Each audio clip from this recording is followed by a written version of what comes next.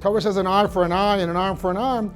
We never took an eye for an eye and an arm for an arm. Well, why not? Because it says so in the oral Torah. So why does the book say an eye for an eye?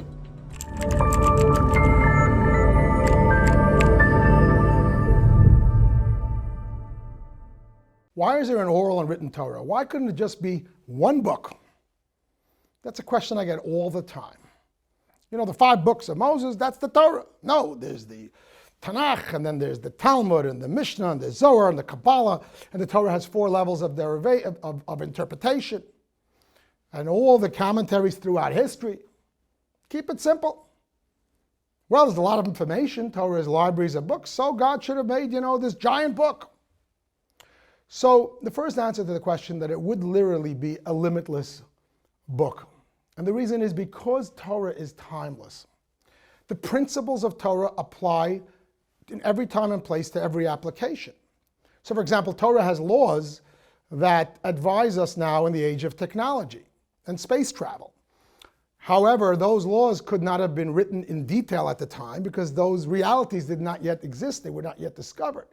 The same thing is in medicine. The same thing is in every area of society which has grown and come forward. So perhaps the fact that the Torah just wrote a model, it is a template of the essential principles from which we derive any number of realities as the world would unfold. Any technology that will ever be developed, we can find the halacha, the Jewish law, the approach to Judaism to that by deriving it from the Torah, from the Talmud, etc. If we just had the whole thing in one book, we would be limiting it to whatever the reality was at the time of its giving. So that's one straightforward, one simple, practical approach to it. That we couldn't have the entire Torah written down because the Torah's application is to things that will come in future time. A simple example to that might be we have the founding fathers gave us a constitution. But then we have a legal system, which is libraries and libraries of law books and case history, case studies, etc. And you can ask the same question, why didn't they just put it all into the Constitution? And the answer is, well, these stories didn't happen yet, or these realities didn't happen. And this might be perhaps somewhat of an example. Similarly in Torah, the Torah is the Constitution. And then from there can be derived any number of laws which is oral. So that is a practical approach. But there's also a spiritual approach or a deeper approach to it. And that is that it is quite evident that while God gave us a book, He wanted us to be partners in that book. He wanted Judaism to be a living book. It should be part of who we are. It shouldn't just be something that we read and follow. It shouldn't just be words on a page. It should be ideas in a mind and in a heart. It should be lived. It should be passed down from parents to children to grandchildren. And therefore, by definition, it needs to be oral. It needs to be something that is passed down and handed down and applied to each new reality and lived and felt and interpreted as things go.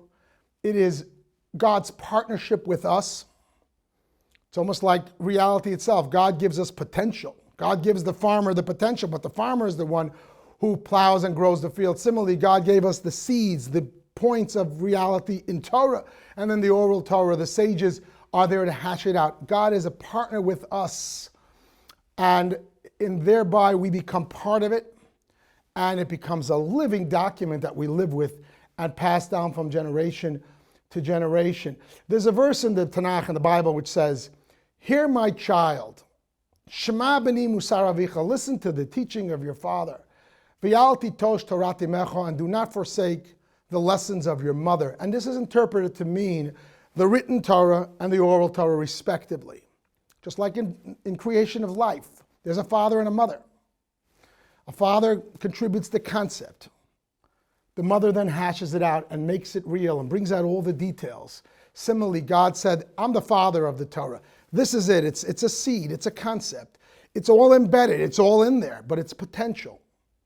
And then God asks us, the Jewish people, the sages, to be the mother, to develop it, to hash it out, based, of course, on the principles that are all embedded in the written Torah, within the potential of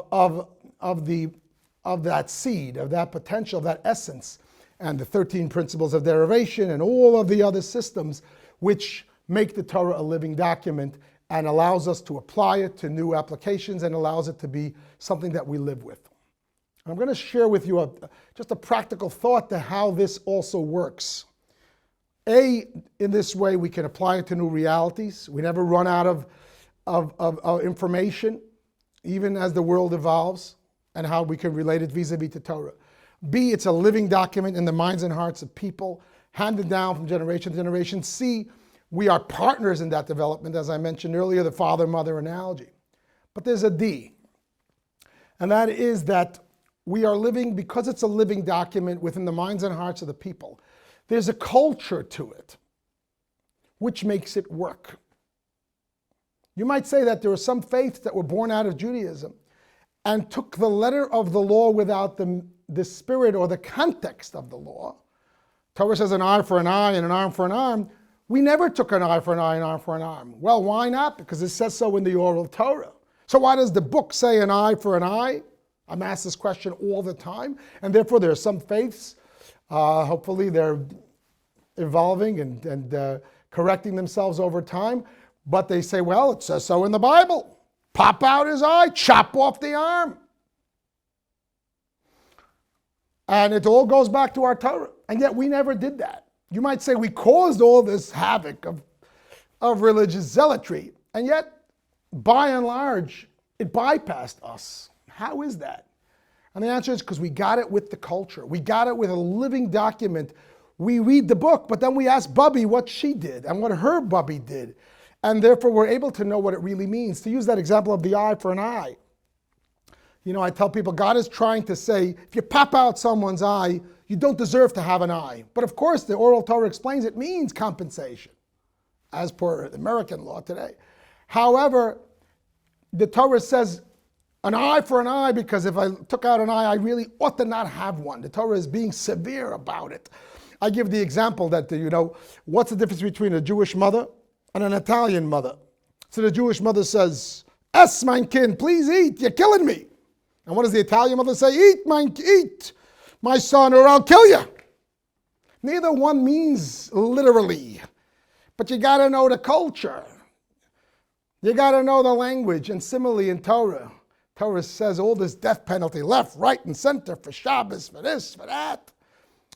Torah is, of course, and practically it was almost never able to be instituted vis-a-vis the oral tradition, which says if a court would kill someone in 7 years, once in 7 years, hello, this is less than the state of Georgia.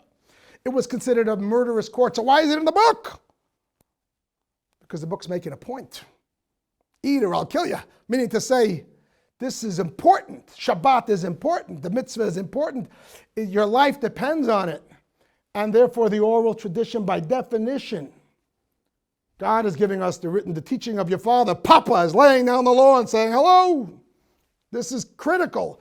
And then Mama explains that this is done in context of a meaningful living document with which we live with.